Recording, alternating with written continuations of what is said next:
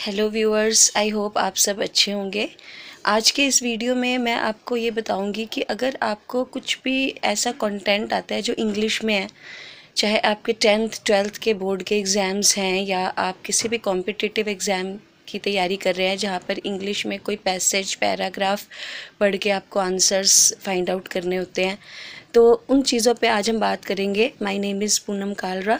अगर आपने अभी तक इस चैनल को सब्सक्राइब नहीं किया है तो आप अभी सब्सक्राइब बटन प्रेस करें एंड बेल आइकन भी ज़रूर प्रेस करें ताकि आने वाले वीडियोस की नोटिफिकेशंस आपको ज़रूर मिले।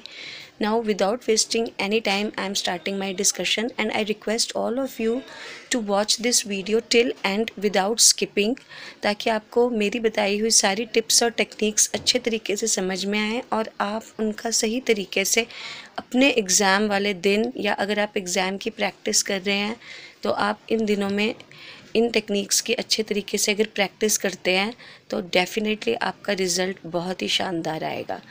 तो इस बारे में अब मैं अपना डिस्कशन शुरू कर रही हूँ। जब भी आपको रीडिंग में कोई कंटेंट आता है इंग्लिश में एंड आपको उसको समझना है और उसमें से कुछ क्वेश्चंस जो फ्रेम किए हुए हैं उसके आंसर्स आपको फाइंड आउट करने हैं, देन कुछ लोग बोलते हैं कि आप कीवर्ड्स अंडरलाइन करें और कीवर्ड्स को आप कैच करें पैसेज में, बट आपने देखा होगा कि जो कीवर्ड्स हैं वो बहुत ज़्यादा रिपीट होते हैं और कीवर्ड्स की वजह से बहुत सारे स्टूडेंट्स कंटेंट को थॉरोली समझते नहीं हैं।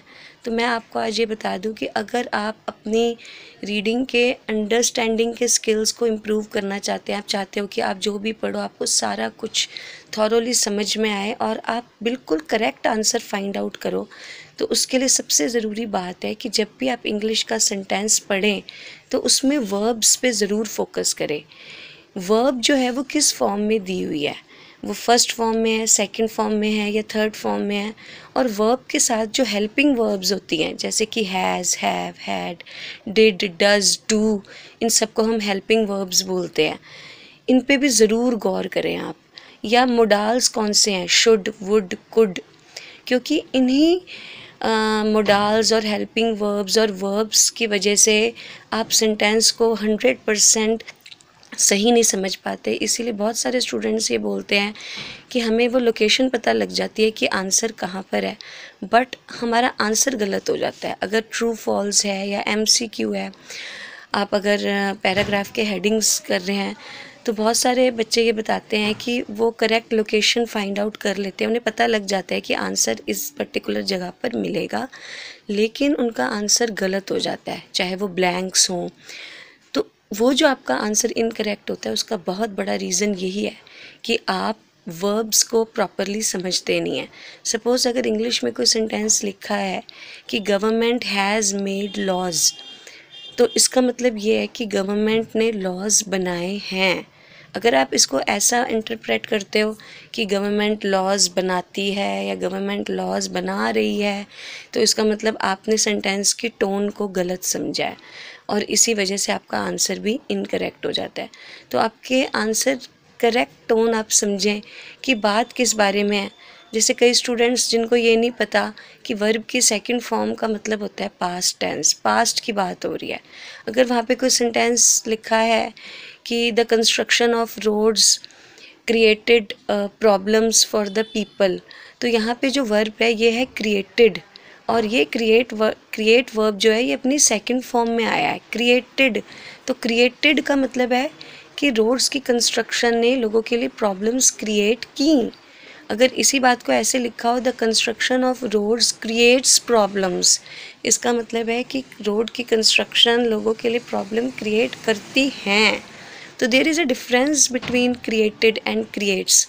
बट आप लोग क्या करते हैं, हम लोग क्या करते हैं, कई बारी हम सिर्फ क्रिएट वर्ड पे फोकस करते हैं कि अगर क्वेश्चन में ये लिखा है कि द रोड्स क्रिएट प्रॉब्लम्स, ये ट्रू है कि फॉल्स है, और वहाँ पे लिखा है रोड्स क्रिएटेड प्रॉब्लम्स, तो आपको लगता है ट्रू है।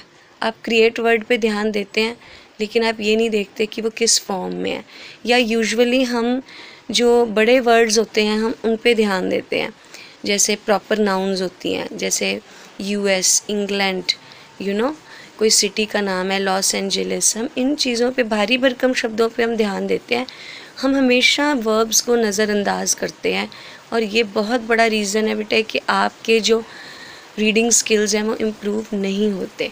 इसलिए मैं आप सबको ये सजेस्ट करूँगी कि जब भी आप कोई कंटेंट रीड करते हैं तो हर सेंटेंस में आई हुई जो वर्ब है और जो हेल्पिंग वर्ब है वहाँ पर हैज़ है, हैव है। अगर आपने टेंसेस पढ़े हैं तो आपको अच्छी तरह पता होगा कि अगर वर्ब की फ़र्स्ट फॉर्म है तो पास्ट की बात चल रही है।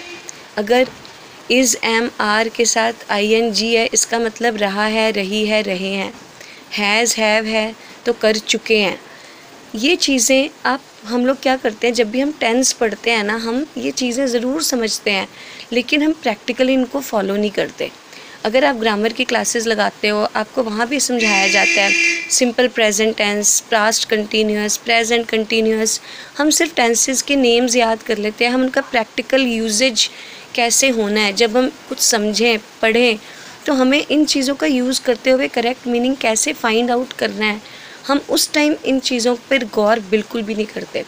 अगर आपको अपनी इंग्लिश की अंडरस्टैंडिंग को अच्छा बनाना है तो आपको इन चीज़ों पे गौर करना बहुत ही ज़रूरी है। सिर्फ टेंसेस पढ़ने से आपके स्किल्स इम्प्रूव नहीं होंगे, आपको प्रैक्टिकली चीज़ों को समझना पड़ेगा। आई होप ये वीडियो से आपको काफ़ी नॉलेज मिली होगी एंड मुझे सुनने के लिए आपका बहुत बहुत थैंक्स।